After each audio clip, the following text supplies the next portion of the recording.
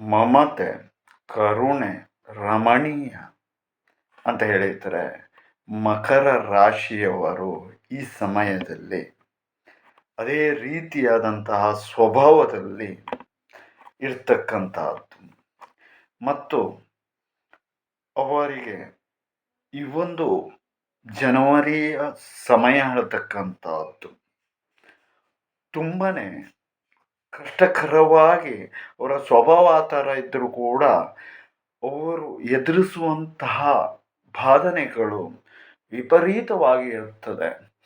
ಒಂದು ರೀತಿಯಾದಂತಹ ಅದರಲ್ಲಿ ಅವರ ಮನಸ್ಸಿಗೆ ನಾವು ಕರುಣೆಯನ್ನು ಇಟ್ಟಿದ್ದೇ ತಪ್ಪು ಅಂತ ಹೇಳುವಂತಹ ರೀತಿಯಲ್ಲಿಯೂ, ಆನಂತರದಲ್ಲಿ ಇನ್ನೊಬ್ಬರಿಗೆ ನಾವು ಮಮತೆಯನ್ನು ತೋರಿಸಿದ್ದೇವೆ, ಆ ಮಮತೆಯನ್ನು ನಾವು ಇಟ್ಕೊಂಡಿದ್ದೇ ತಪ್ಪು ಅಂತಕ್ಕಂಥದ್ದಾಗಿರ್ಬೋದು.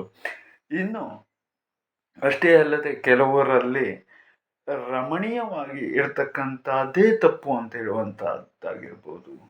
ಈ ರೀತಿಯಾದಂತಹ ಸಮಸ್ಯೆ ಹೇಳ್ತಕ್ಕಂಥದ್ದು ಅವರಿಗೆ ಮನಸ್ಸಿನಲ್ಲಿ ಉಂಟಾಗ್ತದೆ. ಮತ್ತು ಅಷ್ಟೇ ಅಲ್ಲದೆ ಈ ಒಂದು ಸಮಯ ಯಾಕೆ ಕಷ್ಟಕರ ಅಂತ ಹೇಳುವುದಾಗಿ ಹೇಳ್ತಾ ಇದ್ದೇವೆ ಅಂತ ಕೇಳಿದರೆ, ವಿಶೇಷವಾಗಿ ಎಲ್ಲವೂ ಕೂಡ ಇದ್ದರೂ ಕೂಡ ಆರೋಗ್ಯವೂ ಚೆನ್ನಾಗಿಲ್ಲ ಅಂಥೇಳಿ ಆದರೆ ಏನಿದ್ದು ಏನು ಪ್ರಯೋಜನ ಅಂತ ಹೇಳುವಂಥದ್ದು ಮನಸ್ಸಿಗೆ ಬರ್ತದೆ.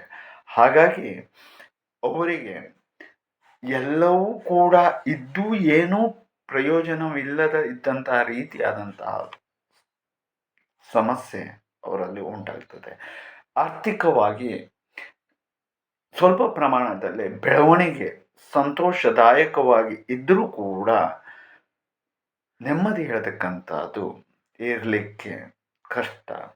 ಮತ್ತು ಅಷ್ಟೇ ಅಲ್ಲದೆ ಇಂತಹವರ ಮನೆಗಳಲ್ಲಿ ಸಮಸ್ಯೆ ಹೇಳ್ತಕ್ಕಂಥದ್ದು ಒಂದರ ಮೇಲೆ ಒಂದು ಒಟ್ಟಿನಲ್ಲೇ ನೆಮ್ಮದಿಯಿಂದ ಇರಬಾರದು ಎಂಬಂತಹ ರೀತಿಯಲ್ಲಿ ಇವರು ಸಿಕ್ಕೊಳ್ತಾ ಬರ್ತಾರೆ.